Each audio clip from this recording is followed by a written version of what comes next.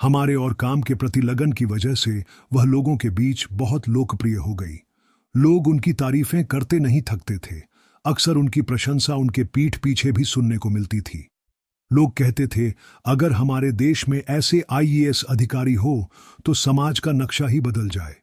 लोग यह भी मानते थे कि अगर कोई लड़की इतनी पढ़ाई लिखाई कर आगे बढ़ती है और उसे इस तरह का महत्वपूर्ण पद मिलता है तो उसे समाज के प्रति इसी प्रकार का व्यवहार और शक्ति का प्रदर्शन करना चाहिए। इन बातों से प्रियंका को और अधिक प्रेरणा मिली।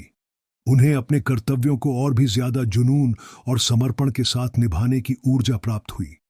प्रियंका, जो अब एक अनुभवी आईएएस अधिकारी बन चुकी थी, अपनी नई पोस्टिंग पर दूसरे जिले में पहुंची। वहां का हाल देखकर उनका मन विचलित हो गया। उस जिले की स्थिति बहुत ही दयनीय थी। ना तो सड़कें सही थीं, ना ही न्यायपालिका का कामकाज सुचारू रूप से चल रहा था। पुलिस चौकियां, थाने और कोतवाली की व्यवस्था बदहाल थी। गांवों में भ्रष्टाचार अपने चरम पर था। दबंग लोग कानून को अपने हाथ में लेकर मनमानी कर रहे थे और गरीब मजबूर जनता को कोई सहारा नहीं था।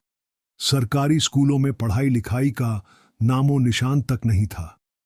शिक्षा की स्थिति इतनी खराब थी कि बच्चे स्कूल जाना ही छोड़ देते थे। कुल मिलाकर पूरा सिस्टम ध्वस्त था। प्रियंका ने जैसे ही अपनी जिम्मेदारी संभाली, उन्होंने चारों ओर का दौरा करना शुरू किया। उन्होंने देखा कि लोग बेहद मुश्किल हालात में जीने को मजबूर थे। हर जगह बदहाली और भ्रष्टाचार का बोलबाला था। यह सब देखकर प्रियंका के भीतर एक आग जल उठी। उन्होंने ठान लिया कि इस स्थिति को बदलना है। एक दिन उन्होंने एक स्थानीय गरीब व्यक्ति को अपने कार्यालय में बुलाया और उससे जिले की असली स्थिति के बारे में जानकारी मांगी। उस व्यक्ति ने कहा, मैडम, यहां की व्यवस्था तो बहुत ही खराब है। विधायक और सांसद सिर्फ अपने स्वार्थ में लगे रहते हैं। जो दबंग लोग हैं वही यहां राज करते हैं। गांव के लोग रोज दहशत में जीते हैं और नेता सिर्फ जनता को लूटने का काम करते हैं। उसकी बातें सुनकर प्रियंका और भी दृढ़ संकल्पित हो गई। उन्होंने मन ही मन सोचा कि अब इस जिले का नक्शा बदलना ही होगा। तो दोस्तों, आईएएस साहिबा, प्रियंका ने जब यह महसूस किया कि जिले की व्यवस्था को सुधारने के लिए सबसे जरूरी है शिक्षा व्यवस्था को सही करना, तो उन्होंने इसे अपनी प्राथमिकता बना लिया। उन्होंने सोचा, शिक्षा ही वह आधार है जिससे समाज का भविष्य सुधारा जा सकता है। अगर बच्चों को सही शिक्षा मिलेगी तो यह युवा कल देश के लिए कुछ बड़ा करेंगे। प्रियंका ने तय किया कि सुधार की शुरुआत सरकारी स्कूलों से होगी। उन्होंने कहा, सबसे पहले मैं इन स्कूलों को सही ट्रैक पर लाऊंगी और फिर धीरे धीरे पूरे सिस्टम को सुधारने में जुट जाऊंगी। यह मेरा वादा है। अगले ही दिन उन्होंने एक योजना बनाई। बिना किसी दिखावे के साधारण साड़ी पहनकर एक सामान्य ग्रामीण महिला के रूप में वह एक गांव के सरकारी स्कूल पहुंची। उनका उद्देश्य था स्कूल की असली स्थिति को बिना किसी पूर्व जानकारी के जांचना। जब वह स्कूल पहुंची तो वहां का हाल देखकर वह हैरान रह गई। स्कूल में ना तो शिक्षक सही समय पर मौजूद थे और ना ही बच्चों को पढ़ाई लिखाई सिखाई जा रही थी। कुछ बच्चे इधर उधर खेल रहे थे तो कुछ स्कूल के बाहर बैठकर समय बिता रहे थे। प्रियंका ने देखा कि शिक्षा का हाल बद से बदतर हो चुका था। वहां पहुंचकर उन्होंने बच्चों और गांव के लोगों से बात की। उन्होंने धीरे धीरे यह समझा कि समस्या केवल स्कूल में नहीं बल्कि पूरी व्यवस्था में है। लेकिन उन्होंने हार मानने के बजाय मन में ठान लिया कि वह इस स्थिति को बदल कर रहेंगी। यह उनका पहला कदम था और वह जानती थी कि यह सफर लंबा है, लेकिन उनकी हिम्मत और इरादे अडिग थे। दोस्तों, जब प्रियंका स्कूल पहुंची तो वहां के माहौल को देखकर उन्हें काफी हैरानी हुई। स्कूल में करीब 100 से 50 बच्चे थे, लेकिन हालात बहुत खराब थे। प्रियंका ने पहले ही अपने ड्राइवर और गनर से कह दिया था कि वह 1 से 1.5 किलोमीटर पहले रुक जाएं और वह पैदल स्कूल जाएंगी। उनके साथ पुलिसकर्मी भी नहीं थे। सिर्फ उनका मोबाइल फोन था जिससे वह जरूरत पड़ने पर उन्हें बुला सकती थी। प्रियंका ने यह फैसला लिया था कि वह बिना किसी दिखावे के सीधे तौर पर स्कूल का निरीक्षण करेंगी। जब वह स्कूल पहुंची तो वहां के चपरासी और शिक्षक सब चौंक गए। उन्हें यह समझ में ही नहीं आया कि यह महिला कौन है जो बिना किसी सुरक्षा के एकदम सामान्य तरीके से स्कूल में आ गई है। प्रियंका ने अपनी पहचान छिपाते हुए खुद को एक साधारण महिला बताया। उन्होंने कहा, मैं पास के इलाके में रहती हूँ और हाल ही में यहाँ एक घर लिया है। मेरे दो बच्चे हैं, एक लड़का और एक लड़की, जिन्हें मैं इस लड़का और स्कूल में भर्ती करवाना चाहती हूँ। इसीलिए पहले स्कूल की स्थिति को देखना चाहती थी ताकि बाद में निर्णय ले सकूं। शिक्षकों ने सोचा कि यह एक साधारण महिला है और उन्होंने उसे स्कूल के बारे में सभी बातें बतानी शुरू कर दी। उन्होंने बताया कि स्कूल में यह है वह है और बच्चे यहां अच्छे से पढ़ाई कर रहे हैं। लेकिन उन्हें यह नहीं पता था कि जिस महिला से वे बात कर रहे थे वह खुद उस जिले की डिस्ट्रिक्ट कलेक्टर यानी कि अहिबा प्रियंका थी। प्रियंका ने खुद से फैसला लिया कि वह कमरे में जाएंगी और बच्चों की पढ़ाई का निरीक्षण करेंगी। उन्होंने एक बच्चे को उठाया और कमरे में जाकर स्थिति का जायजा लिया। प्रियंका ने जब कमरे में प्रवेश किया और बच्चों से पूछा कि यह कौन सी क्लास है, तो एक बच्चे ने जवाब दिया, 6वीं कक्षा है। प्रियंका ने उससे पूछा कि अब तक वह क्या पढ़ चुका है। बच्चा बोला, मैम, हम पढ़ाई करते हैं लेकिन यहाँ कोई भी शिक्षक समय पर नहीं आता। कभी कभी घंटों तक कोई नहीं आता और हम इधर उधर बातें करते रहते हैं।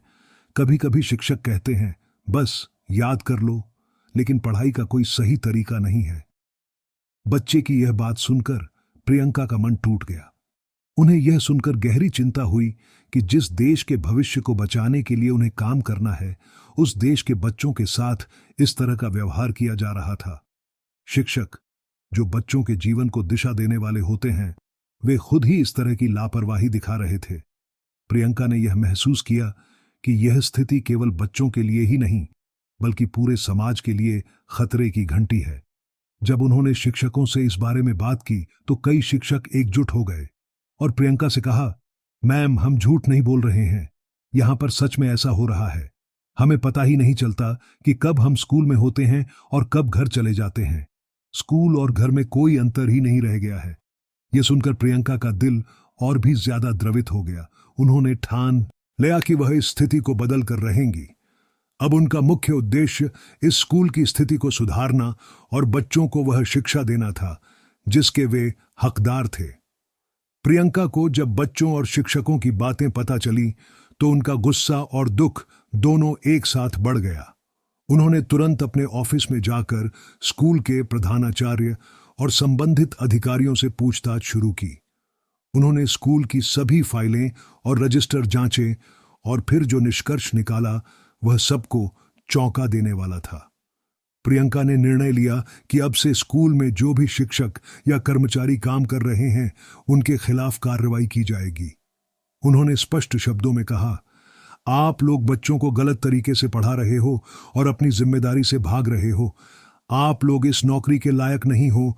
अगर आप बच्चों को यह शिक्षा नहीं दे सकते तो आप लोग यहाँ काम नहीं कर सकते। प्रियंका ने स्कूल के कर्मचारियों को यह चेतावनी दी कि अगर वे सही तरीके से काम नहीं करते तो उनका पद छीन लिया जाएगा और उन्हें कोर्ट में अपनी याचिका दाखिल करनी पड़ेगी। उन्होंने यह भी कहा कि अगर कोई अपनी गलती सुधार है तो वह वापस आ सकता है, लेकिन जो लापरवाही करेगा उसे बर्खास्त कर दिया जाएगा। इसके बाद प्रियंका ने जिले से बाहर जाने का निर्णय लिया और वहां की व्यवस्था को सुधारने के लिए दूसरे स्थानों पर काम करने लगी। अगले 5 से 6 महीनों में प्रियंका ने जिले में सुधार की कई योजनाएं लागू की। शिक्षा व्यवस्था से लेकर कानून व्यवस्था तक हर क्षेत्र में बदलाव आया। आज भी उस जिले में लोग प्रियंका को याद करते हैं और उनकी सराहना करते हैं कि कैसे उन्होंने अपने कर्तव्यों को निभाकर उस जिले को एक नई दिशा दी। प्रियंका की मेहनत और ईमानदारी ने उस जिले को फिर से सही रास्ते पर लाकर खड़ा कर दिया। प्रियंका की कहानी यहीं खत्म नहीं होती। उनका कार्यक्षेत्र बदलते बदलते एक और महत्वपूर्ण मोड़ पर पहुंच गया। जब उन्होंने एक बार जिले के हालात सुधारने के बाद कुछ समय बिता तो उन्हें और भी कई समस्याएं नजर आने लगीं जिनका समाधान करना जरूरी था। प्रियंका ने शिक्षा व्यवस्था के अलावा गांवों में व्याप्त भ्रष्टाचार, स्थानीय नेताओं की मनमानी और सार्वजनिक सुविधाओं की दयनीय स्थिति पर भी ध्यान केंद्रित किया।